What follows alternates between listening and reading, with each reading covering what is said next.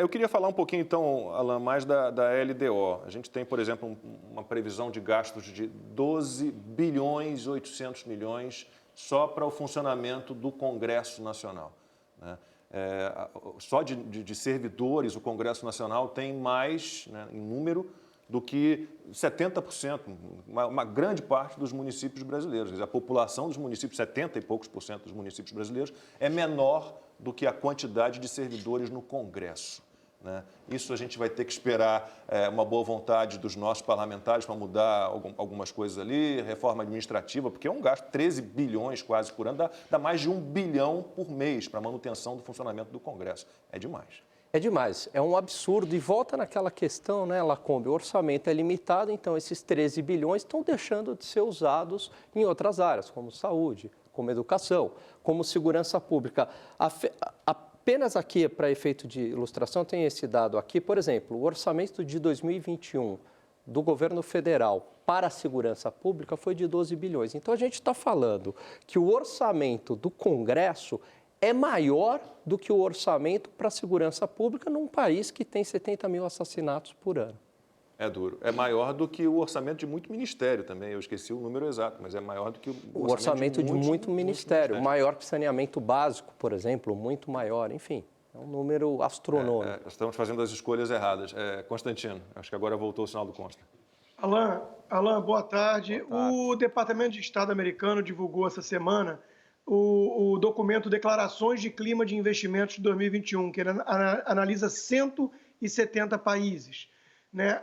Eles alertam os investidores sobre política econômica argentina, muito intervencionista, que vai na direção equivocada, e eles, por outro lado, reconhecem que as reformas têm melhorado o ambiente de investimentos no Brasil, apesar, claro, de o país seguir muito custoso. Nós temos visto aí o embaixador Todd Chapman, que está de saída, ele defendeu muito aí o Brasil, tem reconhecido isso, enquanto que tem muita gente militante aí que fica tentando vender a ideia de que a nossa imagem está péssima lá fora.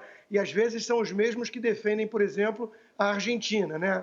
O que vem sendo feito na Argentina, seja na pandemia, que não é a nossa área, seja na economia, que visivelmente é catastrófica. Eu queria que você fizesse uma análise dessa visão mais macro aí, das direções que tem ido o Brasil na margem e a Argentina, e o que isso pode impactar a gente, né? Porque é um dos grandes parceiros nossos e está lá no Mercosul. Legal, Constantino, um prazer falar contigo.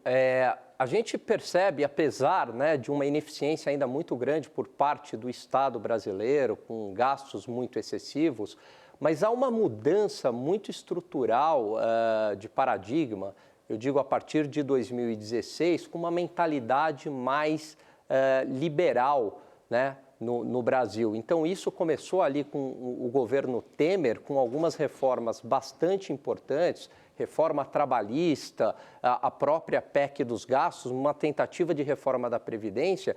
E aí, reformas que continuaram no governo Bolsonaro, como a própria reforma da Previdência, marco do saneamento, marco do gás, independência do Banco Central. Então, tudo isso, né, como você bem sabe, são reformas liberais. E eu acredito que isso teve um efeito para um crescimento mais robusto previsto para esse ano, em torno de 5%, seguindo o crescimento da economia mundial, e um decréscimo de PIB que não foi tão grande quanto outros países e muito menor do que o previsto, os 9% que estavam ali no início de 2020, né? Então, tudo isso são sinais muito positivos. É óbvio que tem muita lição de casa para a gente fazer no enxugamento da máquina pública, mas cada vez que a gente caminha numa direção de mais liberdade econômica, a gente colhe benefícios. Ao contrário da Argentina, como você mencionou,